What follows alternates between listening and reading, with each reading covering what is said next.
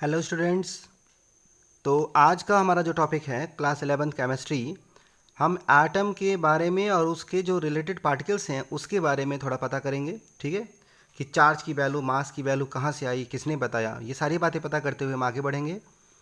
और इम्पॉर्टेंट बात कि हम जो लास्ट लेक्चर में हम लोगों ने इंट्रोडक्शन करा था, उसी इंट्रोडक्शन को कॉन्सेप्ट करते हुए, बेस करते हुए हम आगे की बातें बताने वाले हैं। ठीक है, आप देख पा रहे हैं कि एटम जो काफ़ी स्मॉलेस्ट पार्टिकल होता है, मैं आपको रिपीट कर दे रहा हूँ, smallest particle of the nature which involve in the chemical reactions. ठीक है, एटम से छोटा कोई पार्टिकल नहीं होता जो केमिकल रिएक्शन में इन्वॉल्व होता है। एटम ही सबसे छोटा पार्टिकल होता है। इसकी साइज़ कितनी होती है? इसकी साइज़ होती है 10⁻10 मीटर की ऑर्डर में होती है। 10⁻10 मीटर के ऑर्डर में एटम की साइज़ होती है। इसके दो हिस्से होते हैं, न्यूक्लियस जो कि इसका सेंटर होता है, और एक्स्ट्रा न्यूक्लियर रीजन, मतलब न्यूक्लियस के चारों तरफ का वो हिस्सा जहाँ पे इलेक्ट्रॉन रहता है। न्यूक्लियस जिसका साइज़ का ऑर्डर है 10⁻15 मीटर, मतलब एटम के कंपेयर में लगभग 1,00,000 गुना छोटा, इतना छोटा सेंटर है। और बाकी सारा का सारा हिस्सा, मतलब कि ऑलमोस्ट एटम इम्पटी होता है, जिसमें इलेक्ट्रॉन रिवॉल्व करता रहता है। ठीक है, अराउंड द न्यूक्लियस। अगर मैं डिस्कवरी से शुरू करूं तो न्यूक्लियस की डिस्कवरी किया था अर्नेस्ट रदरफोर्ड ने 1911, और वो डिस्कवरी हुई थी अल्फा स्कैटरिंग एक्सपेरिमेंट कहते हैं उसको, या गोल्ड फॉयल एक्सपेरिमेंट। उसमें बहुत ही थिन गोल्ड फॉयल लिया गया था जिसपे अल्फा पार्टिकल का स्कैटरिंग करवाया गया था इन 1911 में। रदरफोर्ड ने ये किया था, और उसी की वजह से रदरफोर्ड को हम न्यूक्लियर केमिस्ट्री के फादर भी बोलते हैं, फादर ऑफ न्यूक्लियर केमिस्ट्री या फादर ऑफ न्यूक्लियर फिजिक्स भी। ठीक है, न्यूक्लियस की डिस्कवरी से ये क्लियर हो गया कि जो पॉजिटिव पार्टिकल्स हैं वो एक जगह रहते हैं, एक सेंटर में रहते हैं, और सारा का सारा मास उसी में रहता है। ठीक है, न्यूक्लियस के दो पार्टिकल्स होते हैं, न्यूक्लियस में पाए जाने वाले ये दो फंडामेंटल पार्टिकल होते हैं। मैं आपको बता दूं कि पार्टिकल तो बहुत सारे होते हैं न्यूक्लियस के अंदर, लेकिन दो फंडामेंटल हैं। फंडामेंटल का मतलब दो ऐसे पार्टिकल जो सारे के सारे न्यूक्लियस में पाए जाते होंगे। यही दोनों पार्टिकल बेसिकली रिस्पॉन्सिबल किसके लिए होते हैं? मास के लिए रिस्पॉन्सिबल होते हैं। और इन दोनों पार्टिकलों का नाम क्या है? प्रोटॉन जिस पे पॉजिटिव चार्ज होता है, न्यूट्रॉन जिस पे नेग्लिजिबल चार्ज या जीरो चार्ज होता है। ठीक है, प्रोटॉन की डिस्कवरी के बारे में बात करें हम लोग, प्रोटॉन की डिस्कवरी कैनॉल रेज या एनोड रेज की डिस्कवरी के थ्रू हुई थी, और ये डिस्कवरी की थी गोल्डस्टीन ने 1886 में। और उसी डिस्कवरी से पता चला कि कुछ पॉजिटिव पार्टिकल भी हैं जो एनोड से, मतलब पॉजिटिव टर्मिनल से निकलते रहते हैं। ठीक है, जिसमें एक चार्ज होता है। चार्ज और मास की वैल्यू रदरफोर्ड और गोल्डस्टीन का ज्वाइंट वेंचर था। चार्ज की वैल्यू +1.6 इंटू 10⁻19 कूलम्ब कैलकुलेट किया गया। ये चार्ज की वैल्यू सेम वही चार्ज की वैल्यू है जो इलेक्ट्रॉन की चार्ज की वैल्यू है, बस यहाँ पे पॉजिटिव पार्टिकल है तो पॉजिटिव वैल्यू है, और वो निगेटिव वैल्यू था। मास की वैल्यू कैलकुलेट करके पता किया गया 1.67 इंटू 10⁻24 ग्राम, और ये वैल्यू इलेक्ट्रॉन के मास के लगभग 1837 टाइम्स ग्रेटर होता है। ठीक है, जबकि न्यूट्रॉन की डिस्कवरी चैडविक ने की थी। थोड़ी मैं हिस्ट्री की बात करूं तो उस समय अल्फा स्कैटरिंग या रेडियो एक्टिव डिस्कवरीज का चलन था। ठीक है, सेकेंड वर्ल्ड वॉर के ठीक पहले की बात है ये, और उस समय एटॉमिक बम बनाने की धूम मची हुई थी पूरे दुनिया भर में। और उसी अल्फा स्कैटरिंग और रेडियो एक्टिव के जो एक्सपेरिमेंट हो रहे थे, उसी एक्सपेरिमेंटों में बाय डिफ़ॉल्ट इंसिडेंटली 1932 में चैडविक ने अल्फा पार्टिकल की स्कैटरिंग करा के बेरिलियम पर एक ऐसे पार्टिकल की डिस्कवरी की जिस पे मास नहीं था, जिस पे चार्ज नहीं था, लेकिन मास लगभग बराबर था प्रोटॉन के मास के। मैं रिएक्शन नीचे दिखाया हूँ, देख पा रहे होंगे आप। चार्ज की वैल्यू नेग्लिजिबल या जीरो है, जबकि मास की वैल्यू 1.67 इंटू 10⁻24 ग्राम ही है, जो कि प्रोटॉन का मास है। और ये एक्सपेरिमेंट है alpha scattering experiment on beryllium atom, जिससे एक नया आर्टिफिशियल एलिमेंट का डिस्कवरी भी हुआ जिसका नाम है कार्बन। कार्बन वैसे नेचुरली पाया जाता है, लेकिन ये आर्टिफिशियली लेबोरेटरी में कार्बन को बनाने का नया तरीका सबको सामने आया। ठीक है, और अल्फा जिसका मतलब होता है हीलियम पार्टिकल, उसका मास और चार्ज उसके बराबर होता है।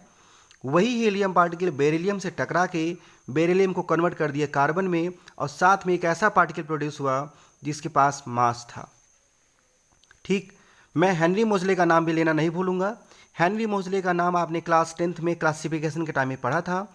मॉडर्न क्लासिफिकेशन हेनरी मोजले की देन थी और उन्होंने ही बताया था कि एटॉमिक नंबर जो है वो पीरियोडिक फंक्शन होता है, न कि एटॉमिक मास। आपको याद आ रहा होगा हेनरी मोजले ने एक्चुअली एक्सरे डिफ्रैक्शन एक्सपेरिमेंट के थ्रू ये सिद्ध किया कि जो अमाउंट ऑफ चार्ज है, जो टोटल अमाउंट ऑफ चार्ज है न्यूक्लियस में, ठीक है, वो एक्चुअली प्रोटॉन के नंबर्स हैं।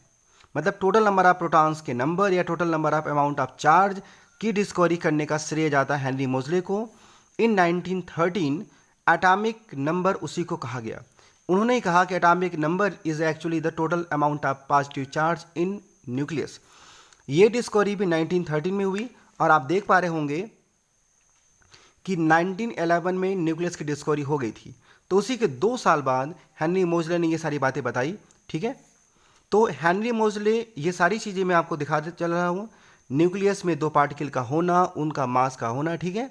अब थोड़ा सा आगे बात करें एक्स्ट्रा न्यूक्लियर रीजन, मतलब कि इसमें पाया जाता है इलेक्ट्रॉन्स, ठीक है। मैं यहाँ लिखूँगा रिवॉल्विंग इलेक्ट्रॉन्स, ऐसा इलेक्ट्रॉन जो कंटिन्यूसली रिवॉल्व करता रहता है, रिवॉल्विंग इलेक्ट्रॉन्स, ठीक है। एक ये नेगेटिव पार्टिकल है जो कंटिन्यूसली न्यूक्लियस के चारों तरफ चक्कर लगाता है, ठीक है। अगर हम इसके चार्ज की बात करें, अगर मैं बात करूं चार्ज की, तो इसकी जो चार्ज की वैल्यू है वो वैल्यू वही रही जो वैल्यू प्रोटॉन की है, -19 कूलम। मास की वैल्यू 1837 टाइम्स लेस है और इसकी वैल्यू है 9.1 इंटू 10⁻⁻, मैं लगाने वाला हूँ 28 ग्राम। इसको -31 किलोग्राम भी आप लिख सकते हैं। 9.1 इंटू 10⁻⁻28 ग्राम। डिस्कवरी, अगर मैं डिस्कवरी की बात करूं कि किसने ये डिस्कवरी की, तो डिस्कवरी के लिए मैं कई सारे लोगों का नाम लूँगा। मैं नाम लूँगा जूलियस प्लकर का, मैं नाम लूँगा एक और बड़ा ही अच्छे साइंटिस्ट हैं, हाँ, Williams Crook. Julius Plucker, Williams Crook, ये सारे लोगों ने कैथोड रेस की डिस्कवरी करके ये सिद्ध किया कि जो निगेटिव टर्मिनल है, निगेटिव टर्मिनल होता है डिस्चार्ज ट्यूब का, उससे कुछ निगेटिव रेज निकलते हैं जिसका नाम रखा कैथोड रेज। और बाद में थॉमसन, जे थॉमसन ने इसके प्रॉपर्टीज़ और इसके चार्ज और अपान मास रेशियो की डिस्कवरी करके, कैलकुलेट करके दुनिया भर को बताया कि उसमें इलेक्ट्रॉन्स भी हैं, ठीक है। तो ये डिस्कवरी मैं आपको बताऊंगा कैथोड रेस प्रॉपर्टी के बारे में। तो इलेक्ट्रॉन की जो डिस्कवरी है वो 1879 में विलियम्स क्रुक्स, ठीक है, कैथोड रे की डिस्कवरी के थ्रू किया है उन्होंने, विलियम्स क्रुक्स, ठीक है। आप जूलियस प्लकर का भी नाम ले सकते हैं, ठीक है। उसके बाद कैथोड रेस की जो प्रॉपर्टी है वो 1870 नहीं है, 97 है, ठीक है। कैथोड रे की प्रॉपर्टीज़, ये बातें तो बताया थॉमसन ने, कैथोड रेस की प्रॉपर्टीज़, ठीक। तो कैथोड रेस की प्रॉपर्टी से सच में समझ में आया कि ये बिहेवियर कैसे करता है, पार्टिकल का नेचर क्या है, पार्टिकल का नेगेटिव होना, पॉजिटिव का मैग्नेटिक, पार्टिकल का मैग्नेटिक और इलेक्ट्रिक फील्ड में डिफ्लेक्ट होना, पेंट्रेशन इफेक्ट होना, काइनेटिक एनर्जी के बारे में बातें करना, ये सारी बातें बहुत ही सिंपल सी थियरीज हैं, आप उसको देखते जाइए।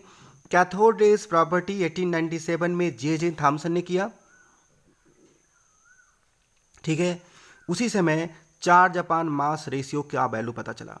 चार्ज अपान मास रेशियो एक कांस्टेंट वैल्यू है जिसकी वैल्यू होती है 1.76 इंटू 10⁸ कूलम पर ग्राम। तो चार्ज अपान मास 1.76 इंटू 10⁸ कूलम पर ग्राम, जो ये वैल्यू है ये कांस्टेंट वैल्यू है। मैं आपको बताते चलूँ, क्योंकि इलेक्ट्रॉनों का मास नेग्लिजिबल होता है, इलेक्ट्रॉनों का मास नेग्लिजिबल होता है, इसलिए ये चार्ज अपान मास का वैल्यू कांस्टेंट बना जाता है। जबकि प्रोटॉन के लिए यही वैल्यू मास उसका वेरिएबल होता है, हर एक एटम के पास अलग अलग मास होता है, इसलिए चार्ज अपान मास की वैल्यू प्रोटॉन के लिए वेरिएबल होती है, कांस्टेंट नहीं होती, ठीक है। मैं रिपीट करूं, डिस्चार्ज ट्यूब में ली गई कोई भी गैस चार्ज अपान मास रेशियो को, इलेक्ट्रॉन के चार्ज अपान मास रेशियो को डिस्टर्ब नहीं करती, और वो वैल्यू है 1.76 इंटू 10⁸ कूलम पर ग्राम, ठीक है। ये वैल्यू भी डिस्कवरी करने वाले या कैलकुलेट करने वाले जे थॉमसन हैं। तो थॉमसन को हम लोग इसके बारे में श्रेय देंगे। थॉमसन टाइमिंग क्या है 1897 ये टाइमिंग है। ठीक है, मैं थोड़ा सा आगे बढ़ूंगा और मैं चलूंगा कि इलेक्ट्रॉन के चार्ज के डिस्कवरी के बारे में। इलेक्ट्रॉन का चार्ज की डिस्कवरी तो मैं कहूँगा कि ये मिलिकन हैं जिन्होंने बड़ा एक अच्छा एक्सपेरिमेंट किया। मिलिकन, उनका ऑयल ड्रॉप एक्सपेरिमेंट, ऑयल, ठीक है। इलेक्ट्रॉन के चार्ज की डिस्कवरी मिलिकन ने ऑयल ड्रॉप एक्सपेरिमेंट के थ्रू की, जिसे उन्होंने इलेक्ट्रॉन के चार्ज के बारे में बताया, और ये डिस्कवरी 1917 में हुआ। आप समझ पा रहे हैं? आज समझ पा रहे हैं 1917 मतलब कैथोड रेस की डिस्कवरी 1879 से लेके इलेक्ट्रॉन के चार्ज की डिस्कवरी में आप देख पा रहे होंगे कि कितना बड़ा गैप है। लगभग 38 ईयर्स लग गए। 38 ईयर्स लग गए क्रुक्स कैथोड रे की प्रॉपर्टी के बारे में बताना, चार्ज अपॉन मास रेशियो का कैलकुलेशन, और इलेक्ट्रॉन का charge oil drop experiment 1917 by Millikan. इस तरीके से ये आप कह सकते हैं कि आप ये सारी जो चीज़ें हैं, ठीक है, आप देख पा रहे होंगे, देख पा रहे हैं। अब मैं थोड़ा सा ये भी कहूँगा कि जो प्रोटॉन का मास है या इलेक्ट्रॉन का मास है, आप थोड़ा मैं अब दिखाते चलूँ। अगर मैं कहूँ कि मास इलेक्ट्रॉन का वो होता है 1/1837 times of mass of proton. तो mass of electron is less than of proton, इसलिए इलेक्ट्रॉनों के मास को नेग्लिजिबल माना जाता है और प्रोटॉन के मास को बोला जाता है 1 एटॉमिक मास यूनिट। प्रोटॉन का मास इक्वल टू न्यूट्रॉन का mass equal to 1 atomic mass unit. इसी से मास को डिफाइन किया गया। पूरे सारे के सारे जो सब्सटेंस हैं नेचर में, उन सबके पास जो मास है वो इलेक्ट्रॉन और प्रोटॉन के नंबर के हिसाब से कैलकुलेट किया जाना शुरू किया गया। ठीक है, ये मेरा एक छोटा सा अब वीडियो 12 मिनट का जो था बेस्ड, ये थोड़ी सी हिस्ट्री को बता रहा था, थोड़े कैलकुलेशन, चार्ज, मास रेशियो और एज ईयर के बारे में बताना। ठीक है, आगे इसके बारे में टॉपिक हम लोग शुरू करेंगे। तो हम अब लोग पहला टॉपिक शुरू करेंगे, प्रॉपर्टीज़ ऑफ कैथोड रेज। ठीक है, प्रॉपर्टीज़ ऑफ कैथोड रेज। और उसके पहले मैं चाह रहा था कि आप थोड़ा जान लीजिए कि जो डिस्चार्ज ट्यूब था, मैं एक सिंपल रफली डायग्राम बना रहा हूँ। जो डिस्चार्ज ट्यूब था जिसका जो वोल्टेज है वो कितना था, उसके बारे में हम लोग बातें फिर से कर लेते हैं। मैंने आपको इंट्रोडक्शन में बताया तो था। ठीक है, नेगेटिव पार्टिकल है ये, इसे कहा गया कैथोड। ठीक है, कैथोड। ये एनोड था। वोल्टेज की वैल्यू 10,000 या उससे ज़्यादा थी, जबकि जो प्रेशर है वो वैक्यूम पंप के हेल्प से, आपको पता है प्रेशर की वैल्यू थोड़ा सा मेंटेन की जाती है वैक्यूम पंप की हेल्प से, जिसकी वैल्यू मैं आपको बता दूं काफ़ी ज़्यादा कम है। 10⁻² टू 10⁻³ मिलीमीटर को मैं वैल्यू मानूंगा। ठीक है, मतलब very very low pressure, very very high voltage, और कैथोड से इनविजिबल रेस का निकलना, जिसे कहा गया कैथोड रेस। ठीक है, कैथोड रेस, ये सारे के सारे कैथोड रेस कैथोड से निकल के एनोड की तरफ जा रहे थे। और इसे पता कैसे किया गया अगर इनविजिबल था तो, क्योंकि यहाँ पे एक लगाया गया स्क्रीन जो कि किसका था, जिंक सल्फाइड का। जिंक सल्फाइड का एक स्क्रीन है। ठीक है, ये फ्लोरोसेंट स्क्रीन होता है जिस पे कैथोड रेस के टकराने से वहाँ पे क्या होती है, चमक उत्पन्न होती है। ठीक है, जिससे पता चला कि वहाँ से कुछ रेस आ रहे हैं। अब मैं 1 बाय 1 थोड़ा शुरू करूँ कि ये जो रेस थे इनके बारे में थोड़ा बात करेंगे हम लोग। ठीक है, सबसे पहला शैडो फॉर्मेशन। शैडो फॉर्मेशन का मतलब कि अगर कोई भी ऑब्जेक्ट हम लोग कैथोड रेस के पाथ में रखते हैं तो उससे एक शार्प शैडो प्रोड्यूस होता है, जो इंडिकेट करता है कि cathode rays straight line travel करता है। स्ट्रेट लाइन ट्रेवल करता है कैथोड रेस, शैडो फॉर्मेशन। ठीक है, उसके बाद ये पता किया गया कि पैडल व्हील, अगर कोई पैडल व्हील रखा जाए इसके रास्ते में, लाइट पैडल व्हील,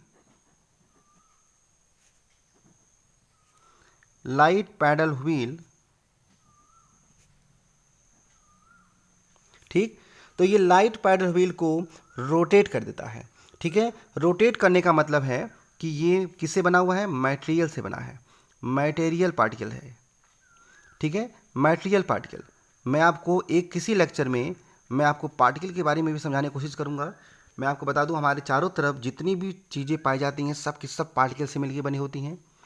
अब उसी में कुछ ऐसे पार्टिकल हैं जो मासलेस पार्टिकल होते हैं, जैसे कि खुद इलेक्ट्रॉन। कुछ पार्टिकल होते हैं जो मास वाले पार्टिकल होते हैं, जैसे कि इलेक्ट्रॉन और प्रोटॉन और न्यूट्रॉन्स। तो पार्टिकल पे एक लेक्चर में मैं आपको दिखाऊंगा, बहुत ही शानदार होगा, ठीक है। तो हम लोग बात करेंगे उस समय। मटेरियल पार्टिकल से मिलकर बना हुआ है, ठीक है। अगली प्रॉपर्टी की बात करेंगे हम लोग। नेक्स्ट जो है उसका हीटिंग इफेक्ट। कैथोड रेज अपने किसी भी पाथ में आने वाले सबस्टेंस से टकरा के उसको हीट कर देता है, जिसे पता चला कि इसके पास हीटिंग इफेक्ट होता है। मैं तो ये भी कहूँगा कि इसकी काइनेटिक एनर्जी ज़्यादा होने की वजह से ये वही एनर्जी ट्रांसफ़र करता है उस सबस्टेंस को, जिससे कि वो सबस्टेंस हीट हो जाता है, और इसको कहा गया हीटिंग इफेक्ट, ठीक है। आयोनाइजेशन ऑफ गैसों के बारे में हम लोग बात करेंगे, ठीक है। ये जिस गैसों के थ्रू पास होता है उसी को आयोनाइज करता है, आयोनाइजेशन ऑफ गैसेस। ये बड़ा ही इंपॉर्टेंट लाइन है, क्योंकि आयोनाइजेशन ऑफ गैसेस ही एक्चुअली नेगेटिव पार्टिकल के लिए रिस्पॉन्सिबल होता है, ठीक है। आयोनाइजेशन ऑफ गैसेस होता है कैथोड रेज डिस्चार्ज ट्यूब के गैसों को आयोनाइज कर देता है। आयोनाइज करने का मतलब उनके इलेक्ट्रॉनों को निकाल देता है, और वही इलेक्ट्रॉन एक्चुअली इलेक्ट्रॉन बीम के रूप में दिखाई पड़ते हैं, ठीक है।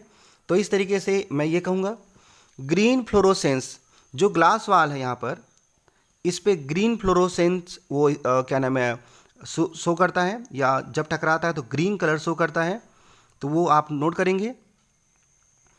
फोटोग्राफिक प्लेट पे इफेक्ट, फोटोग्राफिक प्लेट पे इफेक्ट मैं अब बताऊँ आपको, ठीक है।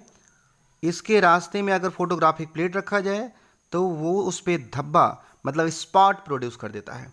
फोटोग्राफिक प्लेट पे उसको इफेक्ट बोलते हैं, जो इंडिकेट करता है कि यहाँ पे इसके पास कुछ ऐसे चार्ज या लाइट वाले पार्टिकल्स हैं जो फोटोग्राफिक प्लेट को स्पॉटिंग कर देता है, ठीक है। तो ये मटेरियल पार्टिकल का बना हुआ है, ये शैडो प्रोड्यूस करता है, स्ट्रेट लाइन चलता है, हीटिंग इफेक्ट शो करता है, आयोनाइजेशन ऑफ गैसेस दिखाता है, फोटोग्राफी प्लेट पे इफेक्ट दिखाता है, ठीक है। पेंट्रेटिंग इफेक्ट का मतलब होता है, मैं इसको लिख तो नहीं रहा, सुनते जाइए। ये अगर इसके रास्ते में कोई थोड़ा सा थिक कोई क्या बोलते हैं फॉयल रखा जाए तो उसको पेंट्रेट करके इस पार से उस पार चला जाता है, ठीक है। ये नेगेटिव पार्टिकल, ये नेगेटिव चार्ज कैरी करता है, मैं पहले ही बता चुका हूँ। नेगेटिव चार्ज कैरी करने के लिए मैं रिपीट करूँ कि इस पे इलेक्ट्रिक फील्ड अप्लाई कर दिया गया। इलेक्ट्रिक फील्ड अप्लाई करने से ये पता चला कि जो कैथोड रेज है ये पॉजिटिव टर्मिनल की तरफ बेंड होता है, जो इंडिकेट करता है कि ये बना हुआ है नेगेटिव पार्टिकल से, ठीक है। तो इस तरीके से हम लोग यहाँ पे बात कर रहे थे नेगेटिव पार्टिकल, पॉजिटिव पार्टिकल, ये कैथोड रे की प्रॉपर्टी है। इसके अलावा आप चार्ज अपान मास रेशियो की वैल्यू भी नोट करेंगे, जो कि उसकी प्रॉपर्टी में ही आता है, ठीक है। चार्ज अपान मास रेशियो की वैल्यू, चार्ज की वैल्यू, मास की वैल्यू, तो ये भी प्रॉपर्टी है, चार्ज की वैल्यू, मास की वैल्यू, चार्ज अपान मास की वैल्यू, ठीक है। ये सारी प्रॉपर्टी कैथोड रे की प्रॉपर्टी में आती है। उसी तरीके से एनोड रे की प्रॉपर्टी, जो कि similar to the cathode rays है, भी आप लोग नोट करेंगे, ठीक। मैं बस आपको ये बताते चलूँ कि जो चार्ज अपान मास की वैल्यू है, मैं रिपीट कर दे रहा हूँ, ये जो भी गैस लिया जाता है डिस्चार्ज ट्यूब में लिए जाने वाली गैसों पर डिपेंड नहीं करता। मतलब the charge upon mass ratio become always constant and independent of gases taken in discharge tube, ठीक। तो ये जो मेरा लेक्चर था आज का छोटा लेक्चर, मैं 20 मिनट में इसको ख़त्म कर रहा हूँ। ये पूरा का पूरा कैथोड रे की प्रॉपर्टी और थोड़ा सा इंट्रोडक्शन या चार्ज इंट्रोडक्शन कह सकते हैं के बारे में लेके था।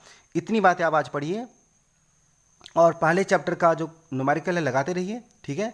अगले टॉपिक में हम लोग इसको आगे और बढ़ाएंगे, ठीक है। Okay, thank you.